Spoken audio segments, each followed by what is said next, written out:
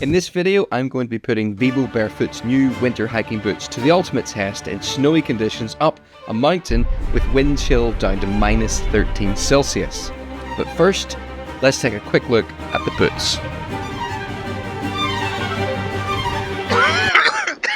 Okay. Oh, 220. What? 220. I was just about to start my intro and then you interrupted me. It costs 220. These are the Vivo Tracker Winter 2. Tracker Winter 2, man. These are the new Vivobarefoot waterproof winter boots. If you want to get like a really comprehensive sort of overview of exactly what barefoot boots are and what the benefits of them are, you should go and watch this video here. Actually, no. Yeah, this video over here. But in this video, I'm here about to climb up the tallest mountain in Northern Ireland, which is currently covered in snow and ice, to see how these perform, and I'll see if they keep my feet warm. I'll see what the grip is like, and also I'm going to see if I can use Microspikes with these, because what use is a winter boot if you can't use Microspikes? I'm not going to be able to use full-size crampons with these, it's not going to work, but can I at least use Microspikes? These trousers have got a built-in gaiter. Oh, nice! Which actually works. I was skeptical about how well it's going to work, but you hook this front bit down into your lace and up like that. Uh-huh. Oh, well, and then there's silicone grippers and they actually work really well. This route up the Mourne Mountains is fairly non-technical and the snow isn't deep enough to require proper crampons. This won't be the case everywhere, so go prepared for the particular conditions in the mountains that you intend to hike in. Vivobarefoot boots typically run true to size, so for me what that means in winter is I always go a size up, because then I can add extra layers of socks.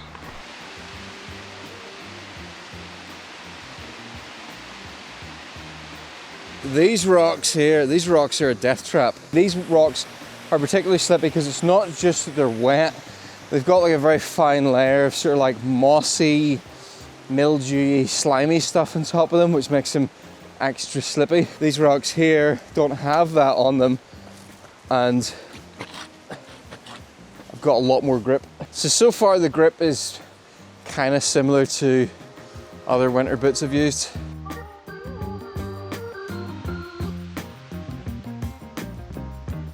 Right, so just in case you're entirely unfamiliar with barefoot footwear, I'll give you a really quick overview. The simple idea is that traditionally designed boots compress, confine, and make your feet completely inflexible. So the thinking is that the downside with that is that actually your feet can become weaker because they're not having to do the work, and also because they're compressed, you can get things like bunions. Bunions don't exist in barefoot cultures that don't wear shoes. And the idea then with barefoot hiking boots is that they mimic the shape of your foot. Your feet have got a lot more room to breathe. They're flexible. And also because you don't have that really rigid ankle support, they can, in theory, strengthen your ankles. And that has been my experience. Colin has actually worn barefoot shoes a lot longer than I have. Yeah, 8 years. 8 years? Uh-huh. Any regrets? No. The only thing I would say is that sometimes I would take time off running and then I would go back in too hard and injure myself. That's the one thing. Yeah, that is one of the downsides with barefoot. You have to transition into them. I found for barefoot boots, it took me 6 months to transition into them. Again, I explain all of this a lot better in that other video.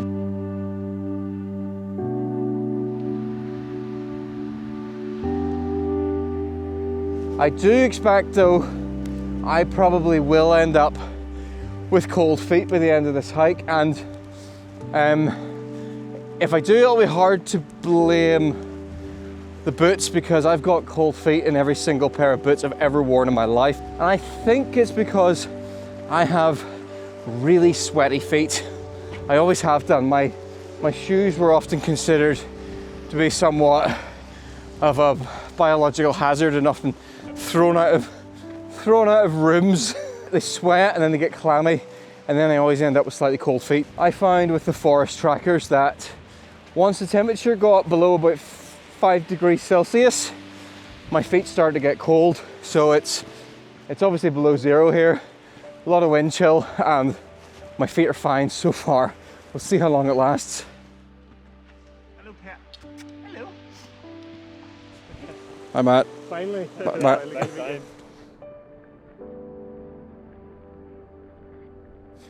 Another difference with barefoot boots is that the way you grip the ground is different. You actually have significantly more surface area in contact with the ground when you walk compared to a normal pair of boots. First of all, because the roomier, the toe box is wider, so that front bit is larger, but then also because you don't have a height difference, there's no gap between the heel and the forefoot, so you're gripping with you've got a much larger surface area to grip with.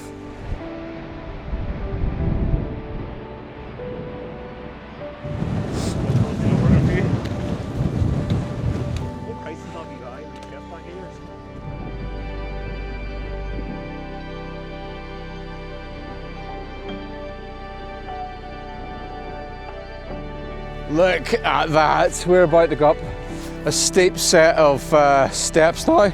It's always frozen, it's always icy, so I think this could be a good place. Well, did you just hit me with a snowball? I take it back, I take it back. This would be a good place, take a break for 5 minutes, put on some spikes. Okay, I've got two different sets of spikes here, Microspikes. I've got these, which are more standard Microspikes. We've got chains and you've got little metal grippers. But I've also got these. These are Cutula Exo Spikes, and they just have little carbider tips. And I think these will be more comfortable because they're flatter and because barefoot shoes don't have a really thick sole. These will be my preference. So I'm going to put these on first, and if they don't work, I'll switch to these. But let's see if we can get them on. Before that, I think I'm going to have a snack because I'm currently doing intermittent fasting and I haven't eaten anything since 7 p.m. yesterday, and it's now midday, so I'm going to break my fast with this. This is a meal in a bottle, essentially. I quite like these. I use things like this all the time because previously my habit would have been, if I needed a quick snack, it would have been pop into Greg's and grab some sausage rolls or a sandwich or a bag of crisps or chocolate, or on the way home go to McDonald's, but I started using meals in a bottle instead, and this one is Y-Food, and the flavour is cold brew coffee. It's got 34 grams of protein, 26 minerals and vitamins, no added sugar. Y-Food have sponsored this video, so if this is bogging, this is going to be really awkward, but it smells good.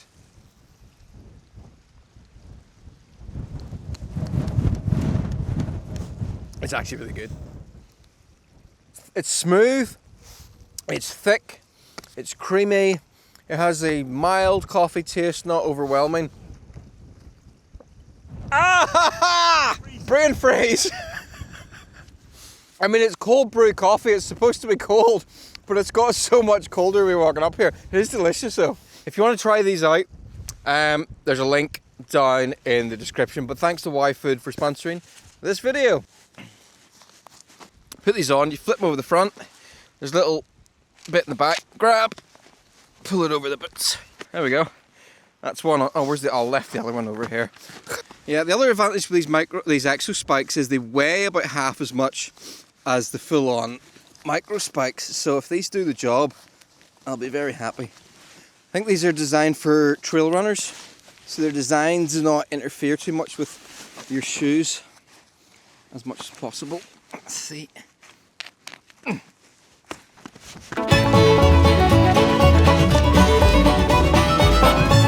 You would not believe the number of people you see heading up this that do not wear spikes. I would say 90% of people, if not 95% of people who hike in Northern Ireland in winter don't wear any kind of spikes on their feet. I don't know why it is. I think it's because we're not used to bad... Yeah, we're not used to having snow. We don't get conditions like this very often. So there's a bit up there. If you look, you can see them. They're all stuck. I'll zoom in. There's a frozen waterfall up there and people always get stuck at it. There's a guy sitting on his backside. Or your wife in your beard. Oh, what? Have I? Yeah, the glove of it.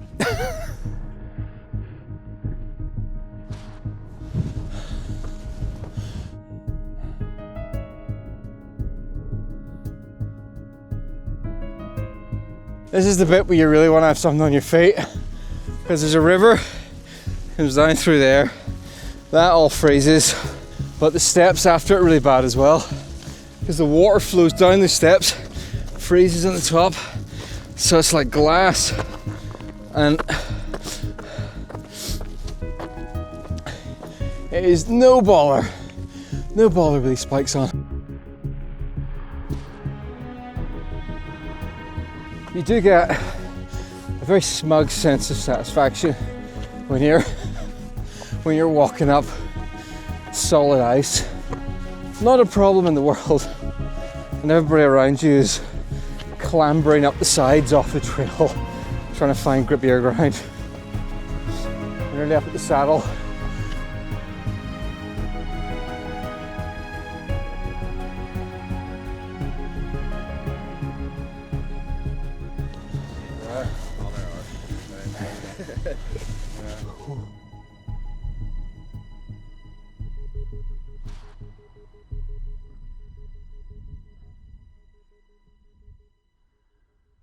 You know what they're here for? What? I could pick on the flesh of people with like microspikes. Yeah. Okay, this is the Donard Donard Commodus saddle. Sleeve Donard, tallest mountain in Northern Ireland is that way. And then Sleeve Commodus, the second tallest mountain in Northern Ireland is that way. Everybody tends to go up Donard, but I think Commodus actually has a nicer loop. So we're gonna head up Commodus and then come down the shoulder of the mountain. And if the sky clears, we should get some amazing views.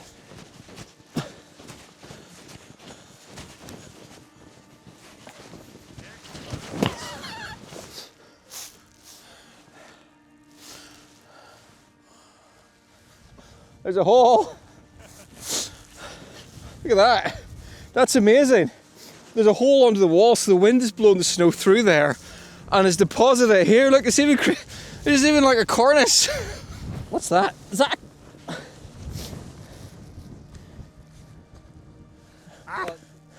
What did it do? It's probably quite painful. There's another one. I have a weapon too. You've got one as well. This is too much like you and Connor playing with your icicles. Someone could get seriously hurt here. Oh, there's the rest of it. Here, stick this in the back of my bag. Make sure you get it on camera. You get that on camera. Put that in the back of my bag.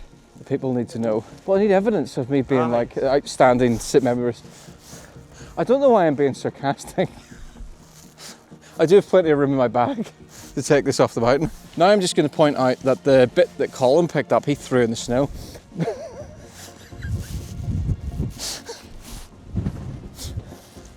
The trick is you don't have to be the best, you just have to make everyone else look bad. To give Colin his due, he's a lot more environmentally conscious than I am. There, does that make it better? It does, yeah. It does, okay. Oh, I forgot how to do my own initials. Did you? That's how you do a J, you numpty.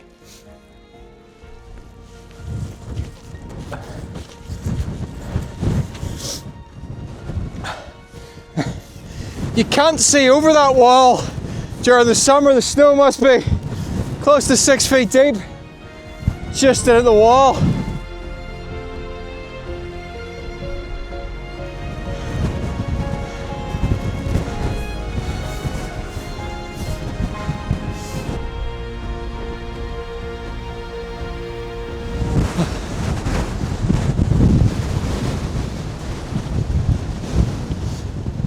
Whoa, look at this!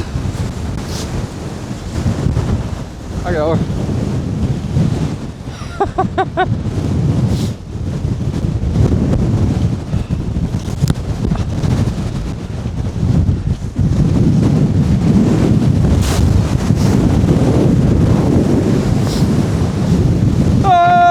Oh, that was harder than I was expecting.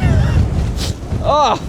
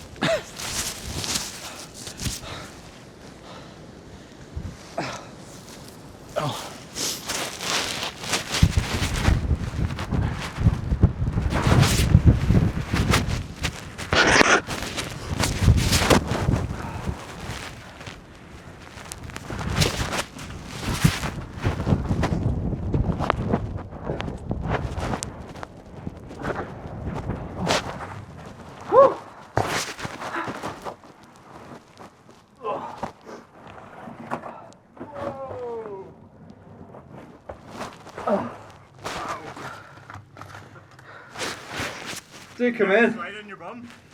Yeah, I fell backwards the first time I tried it.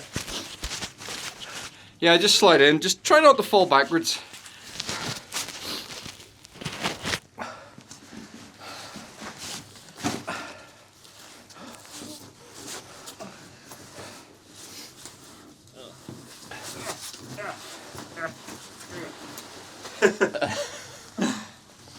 Oh my goodness. This is us in the summit hut at the top of Commodore, getting a hot drink before we start to head back down again. These huts were built about... Sorry, Stephen. These huts were built about 100 years ago by the men who built the Bourne Wall. The temperature out there was -2 with a wind chill of -10. The temperature in here is only -0.5. That must be just our breath has heated this up. Alright, is my coffee still warm? It is still warm. This has been great. I got this. This is an Ordnance Survey insulated cup. I used to always carry a thermos, but then how much do you need to drink? So this does the job. Right, you know what? I'm now going to sum up my thoughts on these boots while I'm here. And I have to be honest, my feet are cold from about here to there, which is what I expected. I've never had a pair of boots that have kept my feet warm in conditions where I'm getting snow over the top of them. So you could well have a very different experience. I might have a different experience if I have different socks, and I might try that. I'll maybe experiment with different socks. But it could be I've just found the limitation of these boots. And if I could have been going out in conditions like this, where there's a lot of snow, a lot of wind chill, it's really cold, maybe I just have to wear or get a pair of normal mountaineering boots, which is kind of what I expected. They're much warmer than the Forest ESC boots that I've been using. Those boots, as I said, I feel my feet get cold in those under about 5 degrees, and these are fully waterproof. So these will be good for colder weather hiking up to, well, maybe up to about these conditions for me. You might get a lot more out of them. And if you are interested in getting a pair of these, I have a discount code, which is Stephen20. This video is not sponsored by Vivobarefoot, although they did send me these boots for testing, but there's no requirements about what I can say. I can kind of say what I want. Hopefully you will trust me when I say I'm being honest about them. That seem fair enough? Yep. That seem fair enough? Not pushing too hard. Good disclaimer. Good disclaimer, yeah. Yeah, don't want to make guarantees, because you can't make guarantees. You can't make guarantees, that's the one thing. There is no guarantee that these will work for everybody. But I like them. 1 million miles an hour. Yeah. Ah!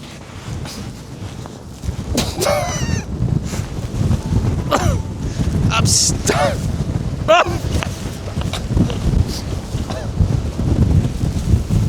Colin kicked me!